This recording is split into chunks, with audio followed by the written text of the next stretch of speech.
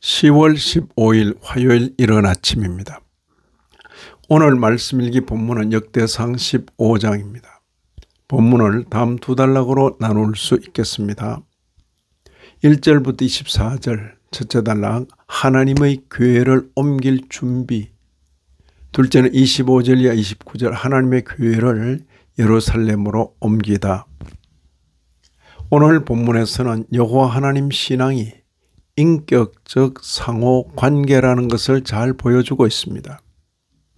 흔히들 신앙을 일방적으로 여깁니다. 신의 계율을 무조건 받들어야 한다든지 아니면 사람의 정성이나 열심이면 다 통한다든지 하는 식입니다. 하지만 오늘 본문에서는 하나님께서는 다윗을 세우시고 다윗은 하나님을 높이는 상호 존중의 관계를 보여줍니다. 오늘 본문에서는 석 달 전 행사 중의 불상사로 인하여 중단되었던 하나님의 교회를 다윗성으로 옮기는 그 일을 다시금 시도하게 됩니다. 아마 그 사이에 다윗은 무엇이 잘못되었는가를 백방으로 살폈을 것입니다. 그리고는 어렵지 않게 그 잘못을 확인하였을 것입니다. 잘못을 확인하고는 선한 의도에 가려 너무나 당연한 방도를 그토록 무심하게 다룬 자신에 대하여 자책했을 것입니다. 자신의 부주의 때문에 영문도 모른 채 죽어간 평민 우사에 대하여 미안한 감이 작지 않았을 것입니다. 오늘 본문에서는 처음부터 교회를 옮기는 방도를 선명하게 제시합니다. 2절에 다윗이 이르되 레위 사람 외에는 교회를 맬 수 없나니 이는 여호와께서 그들을 택하사 여호와의 교회를 메고 영원히 그를 섬기게 하셨음이라. 아무런 구별 없이 백성들이 무작위로 교회를 옮기는 일에 가담했던 지난번과는 달리 이번에는 대대적으로 레위인들을 동원하였습니다. 특별히 교회를 메는 일을 지명받아 맡았던 그핫 자손이 소집됩니다.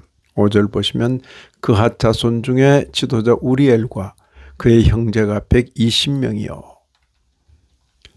그 외에도 머라리 자손, 게르솜 자손, 엘리사반 자손, 헤브론 자손, 우셀 자손 중에서도 지도자와 그의 형제들이 수백 명이나 동원되었습니다.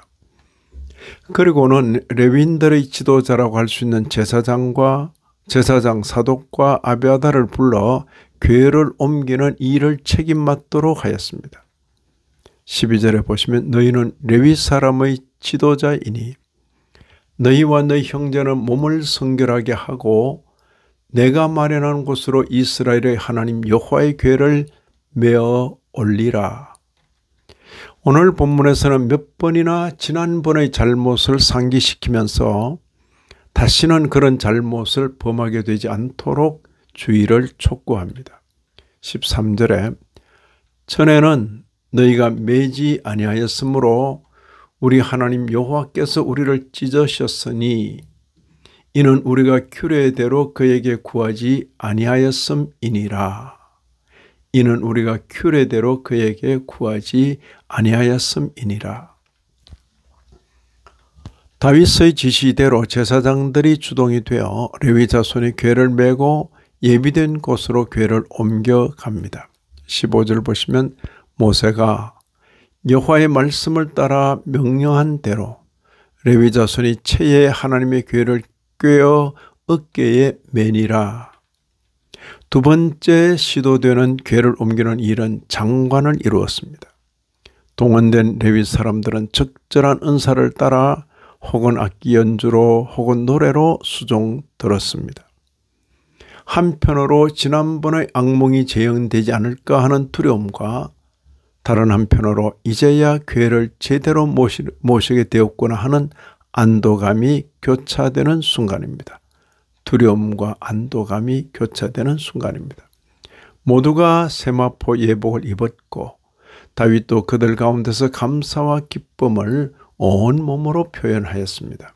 28절에 이스라엘의 무리는 크게 부르며 뿔나팔과 나팔을 불며 재금을 치며 비파와 수금을 힘있게 타며 여호와의 언약궤를 메어 올렸더라. 과연 하나님을 높이는 다윗, 그리고 다윗을 세우시는 하나님을 우리는 보게 됩니다. 웬만하면 두 번 다시 돌아보지 않을 하나님의 궤를 석 달 만에 다시 옮기려고 시도하는 모습이 귀합니다. 또한 다윗의 정성을 받아주시는 하나님의 세심하신 배려가 귀합니다. 신앙생활은 일방적이기보다 인격적 상호관계입니다.